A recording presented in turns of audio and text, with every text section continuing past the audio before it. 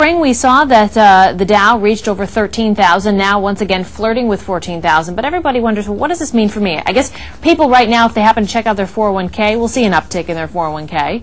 Yeah, they'll see an uptick in 401ks. You know, it means your pension fund might be doing a little bit better because you'll want it to stay healthy as well. Or if you're dabbling in individual stocks or individual funds, you might see a little uptick there, you know, because a rising tide sort of lifts all ships. So that's the thinking. But it's interesting to note that this is the Dow flirting the 14,000. If you look at yesterday's numbers for the market, you will see that the rally was not broad-based, which is a fancy way of saying it's the 30 stocks in the Dow that are sort of pulling forward, but other stocks like the S&P 500, that's 500 stocks, or the NASDAQ, the tech-heavy NASDAQ as they always refer to it, they actually went down a little bit. So you're sort of seeing a little bit of optimism for the main industrials, but not a whole lot of market-wide optimism. And we have 11 of the 30 companies that make up the Dow reporting this week. Is that what's really fueling this last bit of movement with the Dow? Yeah, basically, you're seeing some earnings come in, you know, better than people were expecting, all right? Like Coke this morning came in better than expected.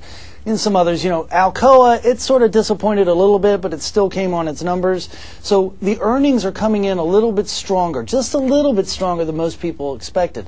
Also, we still have reports coming out, tame inflation, you know. We had the wholesale inflation report this morning showing that basically inflation's kind of flat, so the Fed won't really have to act to do anything. So that makes a nice, stable market. Money's still fairly cheap.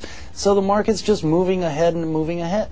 Well, while we're talking about the Dow, there's news this morning of a $5 billion takeover of the Dow by News Corporation, which of course falls under Rupert Murdoch. That must be, of course, the talk of the office there in New York.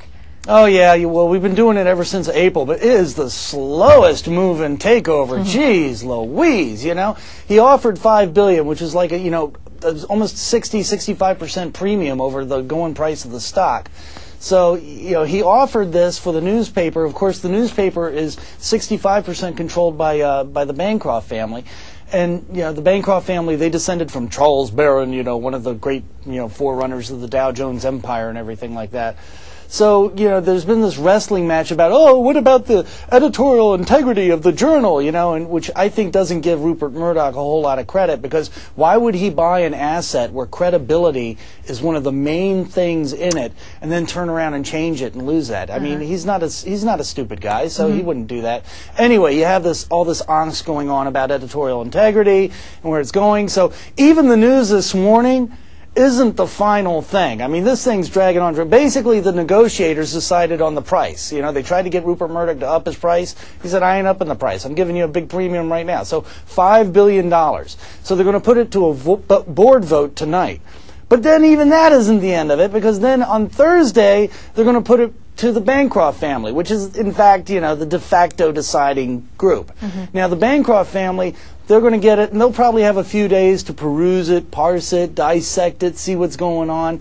And they're not even consistent. There's some members who are like, hey, let's take the money and run, all right? And then others who are like, no, we have a duty. We have to do this. So Chris Bancroft, he's reportedly going around trying to garner money so that he can buy up more shares and maybe block the deal. Leslie Hill, she's a board member. Apparently she's going around looking for alternatives. So the thing is still really up in the air. But you're right, it's the big talk up here, because, you know, Rupert Murdoch, he's going to launch a business channel in October. He gets the Wall Street Journal to work hand in hand with that. It could be a little bit of a business news behemoth, you know what I'm saying? Of course, you know, CNNmoney.com. We're already up there, guys. Well, are there any concerns about that? Obviously, you've outlined some of the motivation perhaps behind this $5 billion takeover, but what concerns are there about someone having too much power in this regard? Well, you know, the thing is, news is sort of, there's still lots and lots of news outlets. You know, there's us, there's Bloomberg, there's Reuters combining with Thomson. They'll be pretty strong. So you're probably not going to see Rupert Murdoch sort of get a corner on business news. There's just too many players. And, you know, the barriers to entry these days, especially with the Internet, kind of low.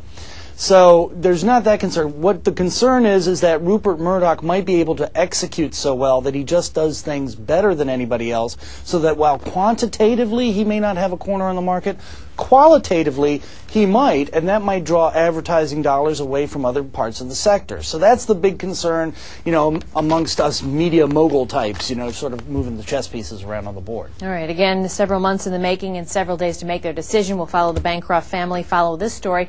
And Alan, of course, on the website right now, cnnmoney.com, an intriguing special for anybody who happens to be perhaps considering a move. It's the best places to live. It really covers the gamut of categories. Everything. It's from our partners at Money Magazine. You can go there, you can look up their top 100 list, or you can go and look at your own markets. We slice it and dice it different ways you want to look at. Best town for singles, best towns for earning income, best towns for all sorts of, you know, activities. So go check it out. Best place to live. We got front and center on the website. You'll love it. You go in there. We also got videos of all the nice towns, lots of pretty stuff, lots of eye candy. It's a great feature. Yeah, it is very interactive. Again, you'll find it online at cnnmoney.com. And CNNmoney.com's Alan Wassler. Is always a pleasure. Thank you.